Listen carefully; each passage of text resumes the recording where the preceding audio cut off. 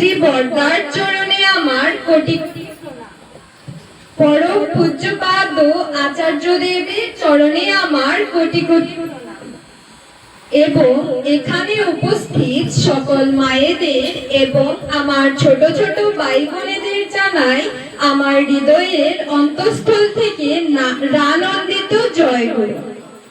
আজ থেকে শুরু হলো আমাদের শ্রাবণ পরিক্রমা। এই শ্রাবণ মাসে জগৎজননী শ্রী শ্রী বড়মা এই ধরাধামে অবতীর্ণ হন। এই শ্রাবণ মাস এলেই আমাদের মন ভক্তি, আনন্দ এবং ভালোবাসায় পরিপূর্ণ হয়ে ওঠে। আমরা নিত্যদিনের সাংসারিক ব্যস্ততা, কর্মকুশলতা সবকিছু একধারে ফেলে রেখে সকলেই একত্রিত হই শ্রী শ্রী ঠাকুর এবং বড়মার গুণকীর্তন করব বলে। এটাই আমাদের কাছে পরম আনন্দ, পরম প্রাপ্তি। তো যাই হোক, আজকে আমি শ্রী শ্রী ঠাকুরের নারীনীতি গ্রন্থ থেকে রচিত একটি বাণী দিয়ে আমার আলোচনা শুরু করছি। শ্রী শ্রী ঠাকুর নারীনীতিতে বলেছেন, মেয়েদের বৈশিষ্ট্য আছে নিষ্ঠা, ধর্ম, সেবা, শুশ্রূষা, সাহায্য, সংরক্ষণ, প্রেরণা এবং প্রজনন। তুমি তোমার এই বৈশিষ্ট্যের কোনো কিছুকে ত্যাগ করিও না। ইহা হারাইলে তোমাদের আর কি রহিল।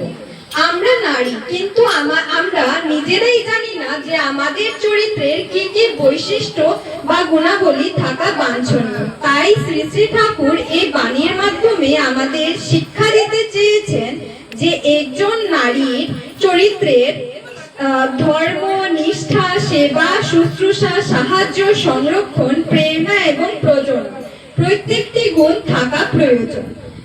এর মধ্যে থেকে একটিও গুণ পরিত্যাগ করা যাবে না। এই গুণটি যদি একজন নারী সুস্থভাবে নিজের জীবনে পরিবহন করতে পারে, তাহলেই একজন নারী প্রকৃত এবং আদর্শ নারী হয়ে উঠবে।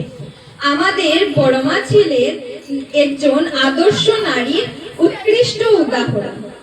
বড়মার জীবনের প্রতিটি পদক্ষেপেই আমরা দেখতে পাই তিনি নিষ্ঠা, সেবা, শুশ্রূষা, সাহায্য এবং ভালোবাসায় কিভাবে সংসারকে আগলে রেখেছে তা আমি কয়েকটি ছোট ছোট ঘটনার মাধ্যমে আপনাদের সম্মুখে তুলে ধরছি। তো একবার ঠাকুর মন্দিরে বসে ভক্তদের সঙ্গে কথা বলছেন। হঠাৎ ঠাকুর কয়েকবার হাঁচি দিলেন। তো হাঁচির শব্দ শুনতে পেয়ে বড়মা সঙ্গে সঙ্গে ঠাকুরের জন্য জামা পাঠিয়ে দিলেন, যাতে ঠাকুরের ঠান্ডা না লাগে। তা দেখে বড়মার কর্তব্য পরায়ণতা দেখে শ্রী শ্রী ঠাকুর স্নেহ করে বলে উঠলেন, তোদের বড়মাই আমাকে বাঁচিয়ে রেখেছেন। আরো একবারের ঘটনা, একবার বড়মা নলেন গুড়ের চাটনি বানিয়েছিলেন, যা শ্রী ঠাকুরের খুবই পছন্দের ছিল। তো হঠাৎ বড়মা ঠাকুরকে কয়েকবার হাঁচি দিতে শুনলেন। তো বড়মা সবাইকে নলেন গুড়ের চাটনি দিয়েছেন, কিন্তু ঠাকুরকে দেননি। চাটনিটি এতই চমৎকৃত হয়েছিল যে সবাই বারবার চেয়ে চেয়ে খাচ্ছে। তা দেখে শ্রী শ্রী ঠাকুর বলে উঠলেন, বড় বউ, তুমি আমাকে চাটনি দিবে না? তখন বড়মা বললেন, এখন চাটনি খেলে তোমার সর্দি লেগে যাবে। এখানে আমরা বুঝতে পারি যে শ্রী শ্রী ঠাকুরের এত প্রিয় জিনিস ঠাকুরকে খেতে দিতে না পারায় বড়মার অবশ্যই কষ্ট হয়েছিল, কিন্তু বড়মার কাছে প্রধান কর্তব্য ছিল স্বামীর স্বাস্থ্য। আরো একদিনের ঘটনা, একদিন দুপুরবেলা একজন মা স্বামীর সঙ্গে মনোমালিন্য করে শ্রী শ্রী ঠাকুরের কাছে এসেছে। তো ঠাকুর বড়মাকে বললেন একটি হারিকেন নিয়ে আসার জন্য।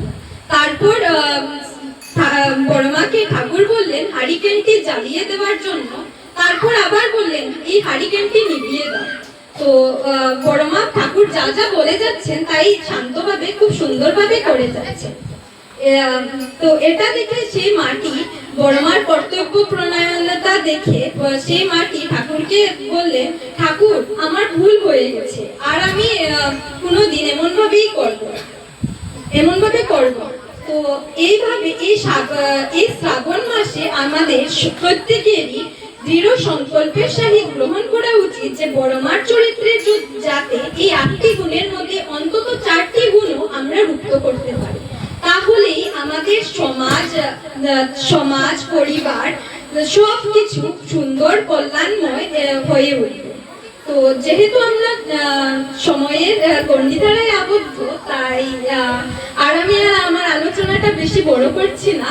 তো আজকে যে দিদা এই মাতৃ সম্মেলনের আয়োজন করেছেন, উনার এবং উনার পরিবারের মঙ্গল কামনা করছি পরমপিতার রাতুল চরণে, এবং এখানে উপস্থিত সকল মায়েদের এবং ছোট ছোট ভাই বোনেদের মঙ্গল কামনা করছি পরমপিতার রাতুল চরণে।